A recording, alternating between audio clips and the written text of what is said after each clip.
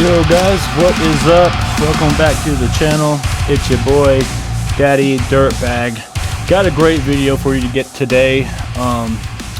Today we're doing my top 10 Quentin Tarantino films of all time.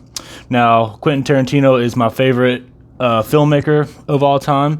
And in my opinion, the guy hasn't made a bad film. So, this is my top 10, but by no means does it mean that the other films that aren't listed here are bad films. All these films are good. All the Quentin Tarantino films are good. And, that being said, if your favorite film didn't make this top 10, doesn't mean I didn't like it. I love all his films. It's kind of hard to make a top 10, honestly, when you love every film like the way I do.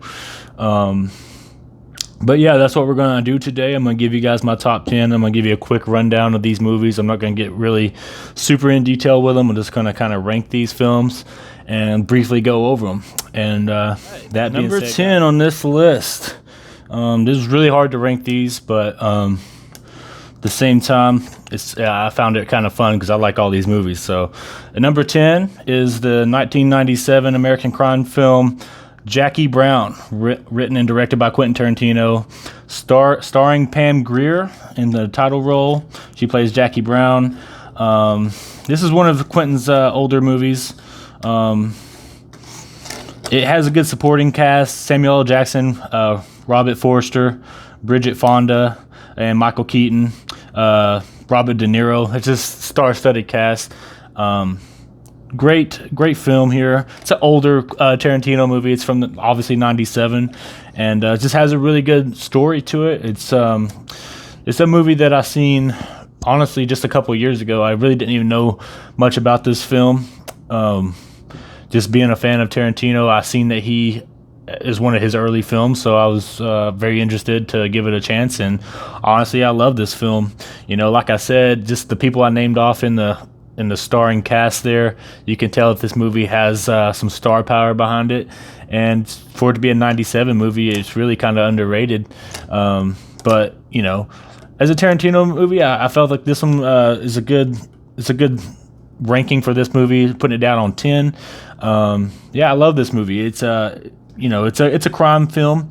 It centers around Pam Grier's character, who is Jacky Brown, and like I said, supporting roles by Samuel L. Jackson, Bridget Fonda, Michael Keaton, and Robert De Niro. So just a star-studded cast all the way around.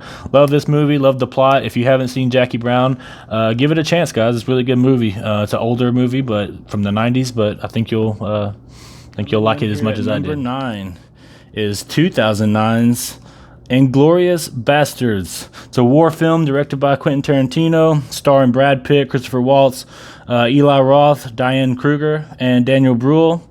This movie centers around Nazi Germany, World War II setting from 1941.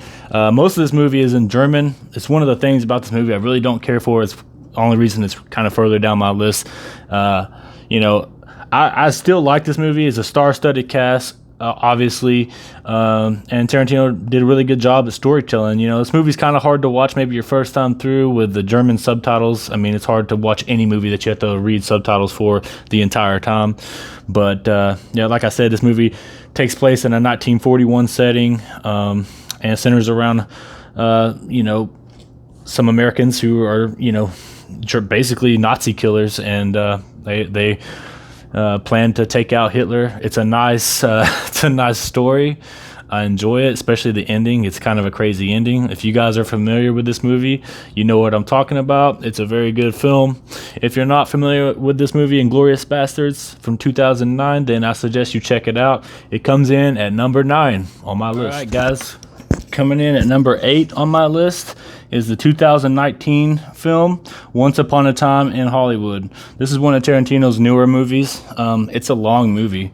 It's a really long film, but it's star-studded cast: Leonardo DiCaprio, Brad Pitt, Margaret Robbie, Margaret Qualley, Dakota Fanning, Al Pacino, just to name a few. It's a star-studded cast. Like I said, this is a long movie. Pretty new, 2019. I've only seen this movie all the way through one time, and it made my list. So it's a good story. It's an interesting story.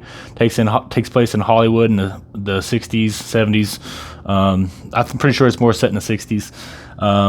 Movie had a $96 million budget, and it superseded that pretty well. The box office, it did $374.6 million. Did really well.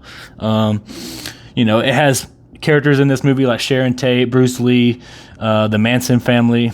This is a good film. It's a long film. It's probably one you probably need to watch more than once. I've only watched it one time, but it made my list. Still like this one. Like I said, it's a Hollywood story. It takes place in the 60s. And it's just a good film. You know what I mean? It's a newer film, and it's one that you guys need to give a chance. If you haven't seen it already, I recommend you give it a shot. Star-studded cast. Tarantino always brings in all these studs in all of his movies. Does a really good job with that. And coming in at number 8 is Once Upon a Time in Hollywood. All right, guys, coming in at number 7 here is 2007's exploitation slasher film directed by Quentin Tarantino, Death Proof, starring Kurt Russell. He plays stuntman Mike. He uses his stunt car, which is death proof to him, to murder young women. Basically what he does is he can crash into people, run people off the road, whatever, and he only suffers minor injuries, but he can murder people with his car because it's death proof. Now, this was part of the Grindhouse collective title that he did. The other with Robert Rodriguez. Robert Rodriguez did Planet Terror. Tarantino did Death Proof. Planet Terror was a really good movie. That's kind of how I found Death Proof. I watched Planet Terror, loved it. I found out that Quentin Tarantino had did the first part of the Grindhouse films, and that was Death Proof, starring Kurt Russell, who's one of my favorite actors ever. And yeah, this is a great movie. 2007. He spent $30 million on this film, but pretty much just made his money back. It didn't do great in the box office, but this movie is still highly, it's you see it on quite a bit. And it's a lot of people hold this one high. I do. I like this movie a lot. I think it's really cool. The story's kind of fucking wild, and it's just a good film. If you guys have not seen Quentin Tarantino's Death Proof, starring Kurt Russell, I recommend this movie 110%. It's number 7 on my list, and that's Death Proof. Number 6 on this list is 2004's neo martial arts film Kill Bill Volume 2. This is the sequel to Kill Bill 1. It stars Uma Thurman. She is a former assassin. And if you guys have seen the first part of this movie, then you kind of know the story. I'm not going to get too much into that. This movie is just a really kick-ass martial arts movie. Really love this film, man. He spent $30 million to make this film. Did pretty good in the box office, and they made a lot more money than they spent on it. $152.2 million made in the box office. And this movie did really well. I don't want to really get too much into the plot. I think everybody kind of knows what Kill Bill is about. It's just basically an action martial arts film. It's got a really good story, good backstory. Uma Thurman, absolutely kills it in this one. And, Volume 1 was released in 2003. Literally just a year and a half later, they come out with Volume 2, and this movie was just as good. So coming in at number 6 is Kill Bill 2. Coming in at number 5, I bet you guys can guess this one. It's going to be Kill Bill Volume 1. Came out in 2003, American martial arts film, filmed and directed by Quentin Tarantino, starring Uma Thurman. She plays the bride, and she swears revenge on the team of assassins that she wanted to leave, and they tried to kill her on her wedding day. We all know the story. I think everybody's probably seen this movie. If you haven't, I suggest you check it out. This movie is just a kick-ass movie. It's part 1 from the Kill Bill 2, obviously. Spent $30 million on this film, and they made $181 million in the box office. It did really well. This movie takes place in El Paso, Texas, mostly, and Uma Thurman just does a really good job. She absolutely kills it in this movie. There's really not a whole lot to say. I think a lot of people have seen this film, and if you haven't for some reason seen Kill Bill, I suggest you watch part 1 and 2. You got to watch those. Those are must-watch films. So yeah, coming in at number 5 on my list is Kill Bill Volume 1. 4 on this list is 2012's revisionist western Django Unchained. Movie directed by Quentin Tarantino, starring Jamie Foxx, Leonardo DiCaprio, Samuel L. Jackson, James Remar, Michael Parks, Don Johnson. This movie takes place in Antebellum South, Old West kind of style, and it centers around a man that once was a slave, played by Jamie Foxx. He's becomes a free man, and basically seeks to find his wife, who has been bought in slave trade and is he's rumored to be being abused by her slave owner. This movie is just a kick-ass movie all the way around. There's not a boring part in this movie. It's good from start to finish. If you guys haven't seen 2012's Django Unchained, then you're missing out, because this is one of the best films ever made. It made my top 4 for a reason. I love this movie. I have it on DVD, as I do several of these. And 2012's Django Unchained. This movie, he filmed this movie with $100 million budget. It made $425.4 million in the box office. Did really well. Well-received film, a cult classic. I think a lot of people love this movie. They fell in love with this movie. And if you haven't seen this film, I suggest you check it out. I think most people probably have seen this one by now. If you haven't, Django Unchained is a movie you have to see. It comes in at number 4 on this list. The top 3 of this list. This is 2015's revisionist Western thriller film, The Hateful Eight, written and directed by Quentin Tarantino, starring Samuel L. Jackson, Kurt Russell, Jennifer Jason, Walton Goggins, Damian Bitcher, Tim Roth, Michael Madsen, Bruce Dern, and also Channing Tatum's in there as well. And it's about 8 strangers who seek refuge in a blizzard and a stagecoach sometime after the American Civil War. Most of these strangers in this film are bounty hunters. Also, there's a sheriff, or a guy who claims that he's going to be the sheriff of Red Rock, which is the town that they're heading for to turn in their bounties. And this movie just kicks ass, man. If you haven't seen The Hateful Eight, it's got so many good plot twists to it. Such a good movie. The budget for this one was $62 million. Roughly, it made $155.8 million. So once again, does really good job. And it takes place mostly in Wyoming, and basically it's pretty much a blizzard. These guys are just seeking refuge, and they it's about 8 strangers who have to seek refuge and kind of hang out together and not really knowing much about each other. It's a good suspenseful thriller movie. If you haven't seen this, Samuel L. Jackson and Kurt Russell, I would say, are probably your 2 main stars of this film. The 2 that you'll see mostly in this one, and it makes my top 3 for a reason. The Hateful Eight is just a kick-ass film, and I recommend it to anybody. If you haven't seen The Hateful Eight, I'm not exactly sure what it's playing on. It was on Netflix for a long time. It may be streaming on something right now. I'm not exactly sure off the top of my head, but I recommend this movie 110%. It's a great film. One of my favorite Tarantino films. Just so good. And coming in at number 3, The Hateful Eight. All right, guys, coming in at number 2. This is probably the first Tarantino Robert Rodriguez film I've ever seen, and just remember it being just kick-ass. I loved it. I loved the plot twist. I loved everything, the weirdness about this film. This is 1996 action horror film From Dusk Till Dawn. Like I said, directed by Robert Rodriguez and written by Quentin Tarantino. Really good film. This movie stars Harvey Keitel, George Clooney, Quentin Tarantino, Cheech Marin, Selma Hayek, and just like I said, it's another star-studded cast. This movie had a $19 million budget, which is fairly cheap for a movie of this caliber. It made $59.3 million in the box office, and basically, this movie centers around 2 fugitive robber brothers, Seth and Richie, played by George Clooney and Quentin Tarantino.